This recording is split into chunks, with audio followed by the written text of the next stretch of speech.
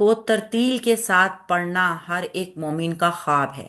हर एक मोमिन की ज़रूरत भी है और उसका शौक भी है। अल्लाह के कलाम के साथ मोहब्बत करने वाले हर इंसान को ये शौक होगा कि मेरी कुरान की तिलावत में बड़ी खूबसूरती आए।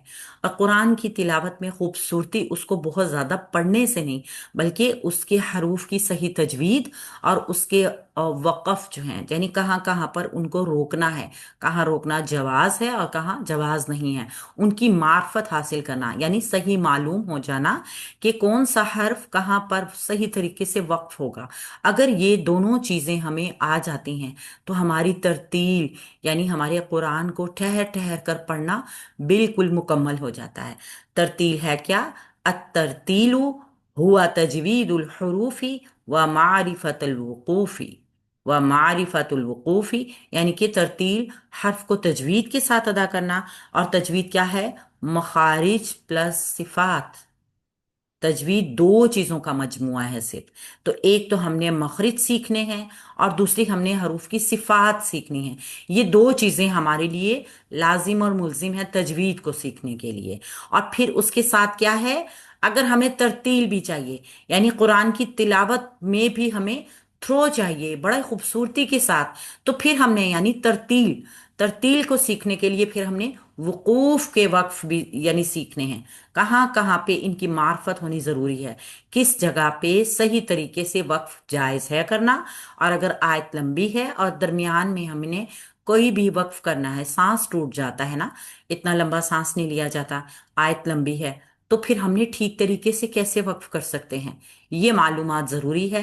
ये हज़रत अली रज़ी अल्लाह अन्हु का कौल है कि हम तरतील को कभी भी ठीक तरीके से नहीं सीख सकते जब तक कि हमें वकूफ की सही मारिफत हासिल ना हो। और कुरान पाक भी इसको कहता है, वरत्तिलिल कुरआन तरतीला। वरत्तिलिल कुरआन तरतीला। कुरान पाक में सूरह अल मुज़म्मिल में आयत नंबर 4 में है, और कुरान को तरतील के साथ यानी ठहर ठहर कर पढ़ो। ठहर ठहर कर पढ़ने का मतलब ये नहीं है, ठहर कर पढ़ने का मतलब क्या है? उसकी तजवीद के हिसाब से पूरे रूल्स किए जाएं और उसकी पूरी पूरी सही मखारिज के साथ किया जाए, और फिर उसके वकूफ भी बिल्कुल ठीक हो, तब जाके हमारी तरतील पूरी होती है। तो तजवीद में क्या आता है? मखारिज प्लस सिफात। और तरतील में क्या आता है? हरूफ की मार्फत, वक्फ की मार्फत और उसकी मारिफतुल वकूफ, यानी हमारी तरतील पूरी हो जाती है। इस तरीके से हमने अल्लाह के इस हुक्म को इंशाल्लाह ताला इसके, देखिए हुक्म के दर्जे पे है। हुक्म क्या होता है? जिसको हर सूरत हाल में करना करना होता है। ये हमारे लिए हुक्म है कि कुरान को तरतील के साथ ठहर ठहर कर पढ़ो। तो हम तरतील को पढ़ने के लिए ही देखते हैं कि तरतील असल में शुरू किस चीज से होती है? तजवीद और वक्फ की पहचान, दो चीजें मिलकर तरतील बनती हैं। तजवीद प्लस वक्फ की पहचान। अब तजवीद क्या चीज है? सही मखारिज, कौन सा हर्फ किस मखरिज से निकला है, एक। दूसरी चीज, उस हर्फ की सिफ्त क्या है। अगर ये दो चीजें आपको मालूम हो गई, आपकी तजवीद मुकम्मल। अगर ये दो चीजें आपको मालूम हो गई, आपकी तरतील मुकम्मल। तो गोया तरतील करना इतना मुश्किल नहीं है, हमने सिर्फ इन चार चीजों की वाकफियत लेनी है। ये चार चीजें हमारी तजवीद को मुकम्मल कर देती हैं कि हम तरतील के साथ पढ़ने लगते हैं। और तरतील के साथ पढ़ने में तजवीद प्लस वक्फ की पहचान, किस जगह पे कैसा वक्फ सही है, किस जगह पे कैसा वक्फ करना ठीक नहीं है। अच्छा, ये वक्फ की पहचान क्यों बताई गई है? क्योंकि होता क्या है, बाज़ औक़ात वक्फ सही ना करने से भी मीनिंग्स में फर्क पड़ जाता है।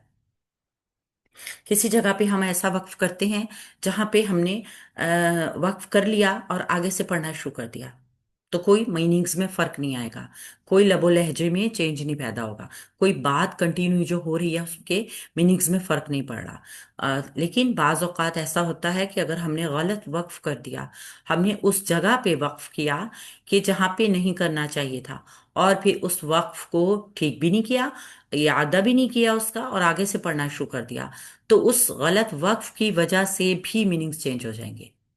हम ग्रामर को پڑھ رہے ہیں، چونکہ جو لوگ گرامر کو جانتے ہیں وہ اس چیز کو سمجھ رہے ہوں گے کہ آخری حرف کتنا میننگز رکھتا ہے عربی زبان میں، کیونکہ تمام کے تمام اعراب اسی کے اوپر ہے نا۔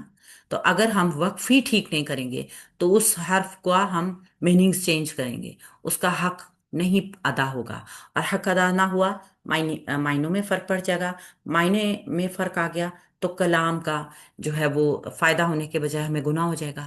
تو یہ چیزیں ہم نے ان شاء اللہ تعالیٰ انہی چیزوں کے اوپر زور دینا ہے۔ اور آج ہم نے دو چیزیں، ایک تو حروف مستعلیہ کو دیکھا کہ حروف مستعلیہ کیا ہے، اور دوسرا ترتیل۔ ترتیل کیوں ضروری ہے؟ کیونکہ اللہ رب العزت کا حکم ہے، اور حکم کے درجے پہ جو بات آ جاتی ہے نا، اس کو ماننا ہی ماننا ہوتا ہے، اس میں پھر دو ہمارے آپشنس ہمارے پاس نہیں ہوتے۔ ہم نے ترتیل سے قرآن پڑھنا سیکھنا ہے، اور ترتیل کے لیے ہی ہم نے تجوید کو سیکھنا ہے، اور تجوید دو چیزوں سے پوری ہوگی، مخارج پلس صفات سے۔ تو آج جو ہم نے حرف پڑھے ہیں وہ ہیں حروف مستعلیہ، اور حروف مستعلیہ کی صفت ہے استفال۔